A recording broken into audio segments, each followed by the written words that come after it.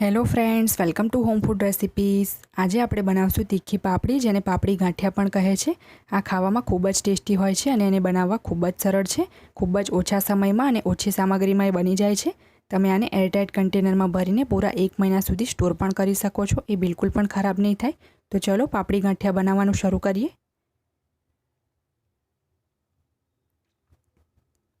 સૌથી પહેલાં એક બાઉલમાં આપણે બેસન એડ કરી દઈશું।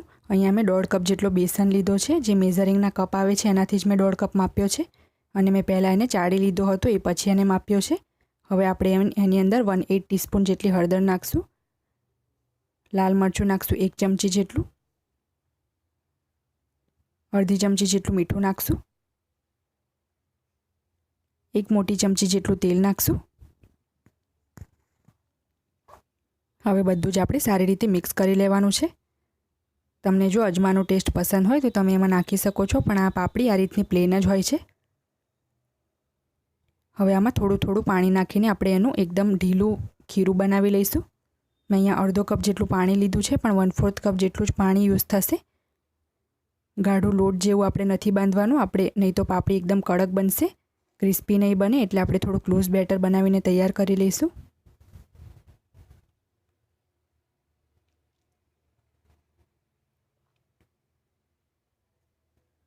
તમે જોઈ શકો છો મેં બેટર બનાવી લીધું છે અને બેટરની કન્સિસ્ટન્સી આપણે આ રીતની જ રાખવાની છે, તો જ પાપડી સારી બનશે।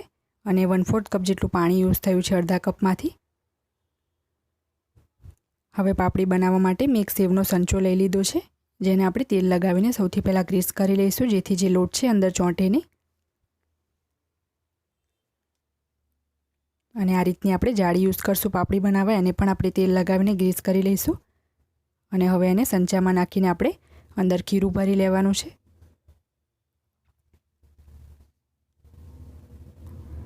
આપણે આમાં બેકિંગ સોડા નથી નાખવાનો, ફક્ત મેં તેલનું મોણ જ એડ કર્યું છે 1 મોટી ચમચી જેટલું। બધું જ ખીરું મેં સંચામાં ભરી લીધું છે અને હવે આપણે એની ઉપર લીડ લગાવી દઈશું। જો તમારી પાસે જારો હોય તો તમે જારાથી પણ આ પાપડી બનાવી શકો છો, નહીં તો પછી આ રીતે સંચાથી બનાવી શકો છો।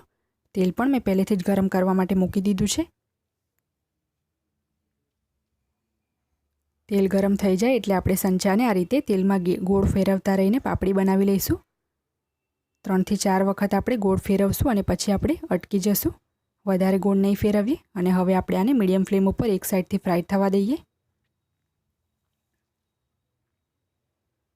પાપડી એક સાઈડથી ફ્રાય થઈ જાય એટલે આપણે એને બીજી બાજુ ફેરવી લેવાની છે અને બીજી બાજુથી પણ એને ફ્રાય થઈ જાય એટલે બહાર કાઢી લઈશું।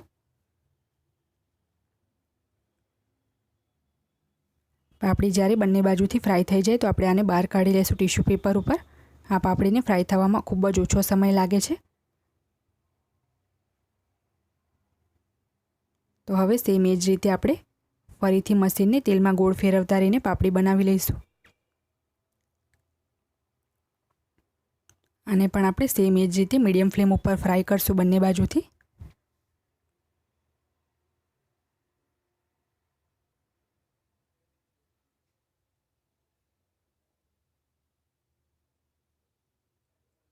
પાપડી બંને તરફથી મેં પલટાવીને ફ્રાય કરી લીધી છે, આને પણ આપણે કાઢી લઈશું।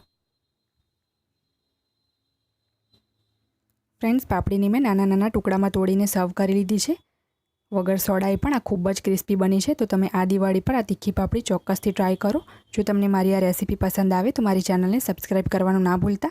સબસ્ક્રાઈબ બટનની બાજુમાં જે બેલ આઇકન છે એને પણ ક્લિક કરો, જેથી તમને મારા દરેક નવા વિડીયોની નોટિફિકેશન મળતી રહે।